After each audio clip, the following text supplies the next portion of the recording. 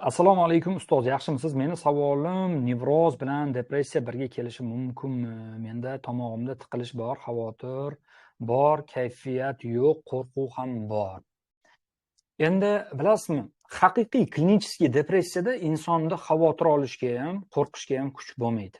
Chunki xavotir va qo'rquv uchun kuch kerak insonga. Kuch, psixический kuch. Xavotir va qo'rquv emotsiya o'laroq kuch talab etadi sizdan. Kuch. Befarqlik bu o'zi kuch yo'qligini anglatadi va depressiya, haqiqiy klinik depressiya bu befarqlik bilan poxoy, yonib ketmaydimi, o'lib ketmaydimi? Yo'q, insonda qo'rqib, xavotirlanib, bezovta bo'lishga kuch yo'q. Trevojno-depressivniy расстройство degan tashxis bo'lgan oldin, bugun yo'q. Nima degani trevojno-depressivniy расстройство? Bu insonda ham nevroz, ham depressiya birga kelishi emas aslini olganda.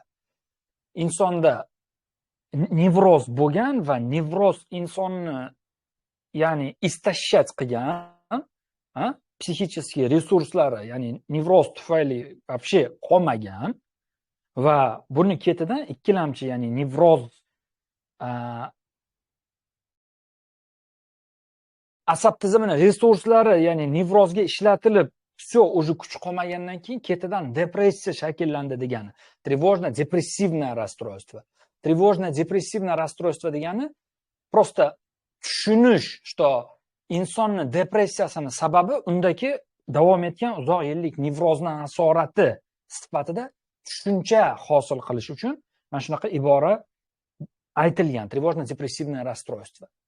Lekin insonda ham nevroz, ham depressiya, как бы man ham tushkunman, menga ham poxoy, lekin qayerdadir men juda xavotir olaman va menda juda qo'rquv bo'ladi. Yo'q, unaqa bo'lmaydi.